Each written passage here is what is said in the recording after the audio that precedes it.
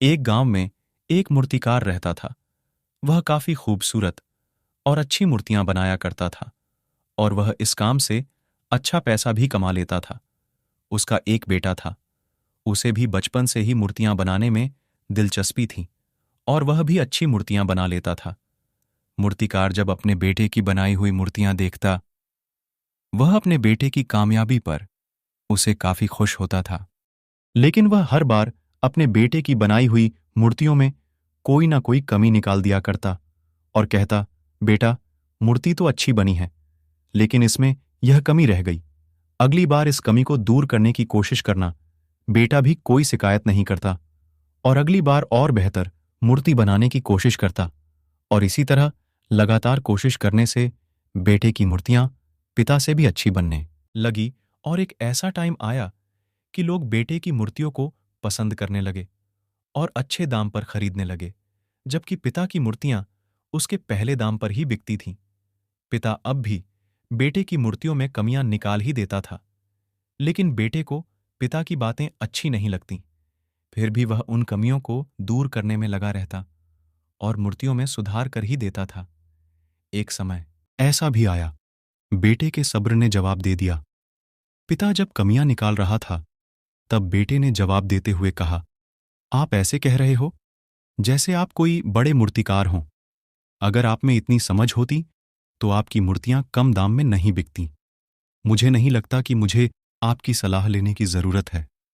मेरी बनाई मूर्तियां बिल्कुल सही हैं। पिता ने जब बेटे की बातें सुनी, फिर पिता ने बेटे को सलाह देना और उसकी बनाई हुई मूर्तियों में कमी निकाल ना बंद कर दिया। कुछ दिनों तक बेटा काफी खुश था, क्योंकि अब उसका पिता उसकी बनाई मूर्तियों में कमियां नहीं निकालते थे। कुछ दिन इसी तरह बीते। फिर उसने देखा कि लोग उसके मूर्तियों की तारीफ वैसे नहीं करते थे जैसे पहले किया करते थे, और उसके मूर्तियों के दाम बढ़ना भी कम हो गए। शुरू में तो बेटे को कुछ समझ नहीं आया। फिर वह अपने पिता के पास गया और उन्हें इस समस्या के बारे में बताया।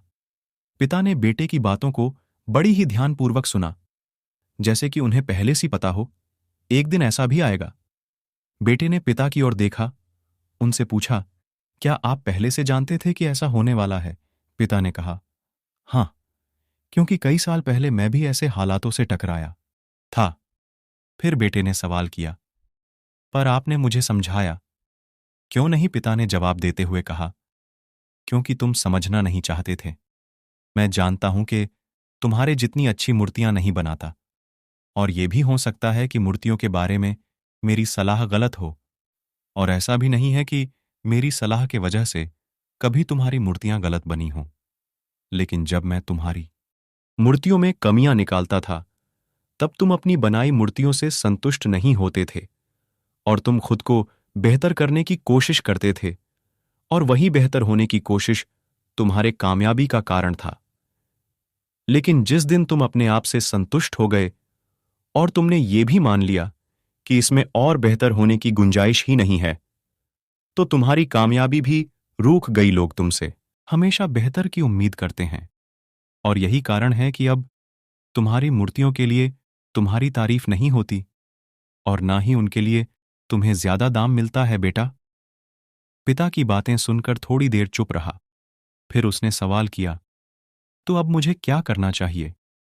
पिता ने एक लाइन में जवाब देते हुए कहा कि असंतुष्ट होना सीख लो। यह मान लो तुम में हमेशा बेहतर होने की गुंजाइश बाकी है।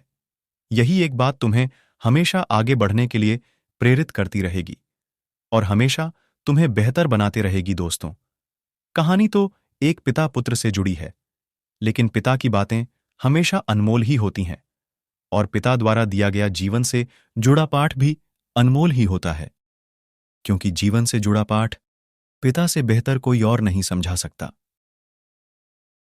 दोस्तों, कहानी पसंद आए तो चैनल को सब्सक्राइब करें और लाइक करें।